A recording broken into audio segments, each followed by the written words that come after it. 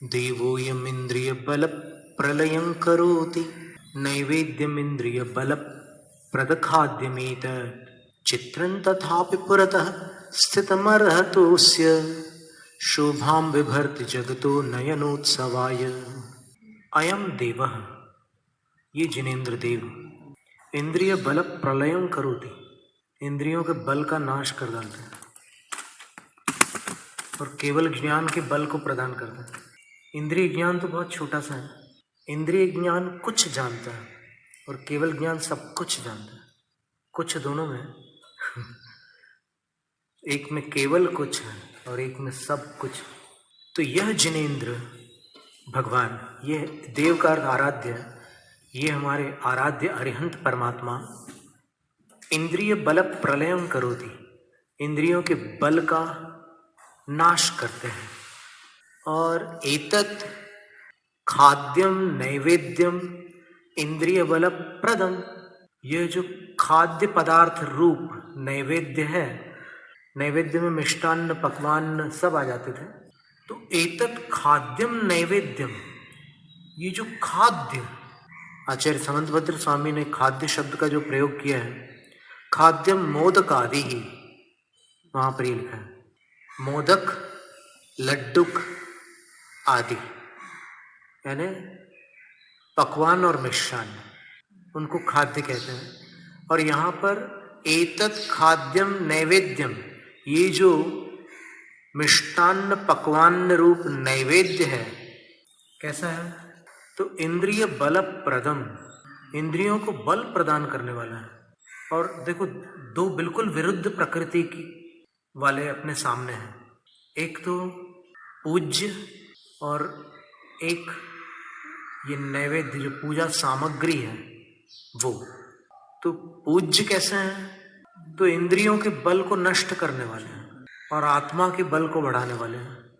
और ये जो पूजा का द्रव्य है नैवेद्य, ये कैसा है?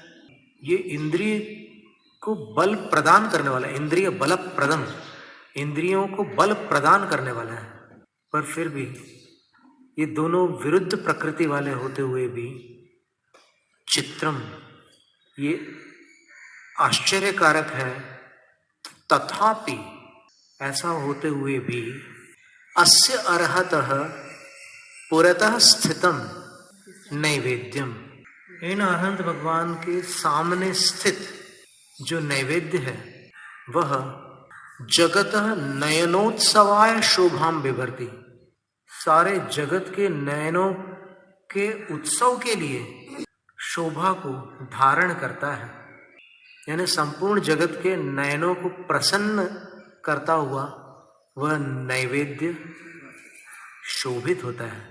वो भगवान के सामने स्थित है, लेकिन स्थित होने के लिए कोई हेतु आवश्यक है, कोई स्थापित करे तभी तो वो स्थित होगा ना। तो इसलिए नैवेद्य के साथ स्था धातु का प्रयोग करके अपन नैवेद्य पूजा करते हैं। नैवेद्यम स्थापयामि अस्य अर्हतः पुरतः, तो इसको अपन ऐसा कह सकते हैं कि जिनाग्रे नैवेद्यम स्थापयामि। अब उसमें आप विभिन्न नैवेद्यों के नाम भी ले सकते हैं, क्योंकि देखो नित्य पूजा की बात अलग है, लेकिन जो नैमित्तिक पूजा होती है, बड़ी पूजा होती है, तो वहां पर अपन विविधम नैवेद्यम स्थापयामि ऐसे पद का प्रयोग कर सकते हैं, क्योंकि विविध का अर्थ नाना रूप होता है। यहाँ पर जो नित्य पूजा में दे रहे हैं वो जगत नयनोत्सवाय शोभाम बिभर्ति, तो अस्य अर्हतः पुरतः स्थितम एतत् नैवेद्यम, यह नैवेद्य अरहंत भगवान के सामने स्थित नैवेद्य जगत के नयनों के उत्सव के लिए शोभा को धारण करता है, यानी सबकी आंखों को संतुष्ट करता है।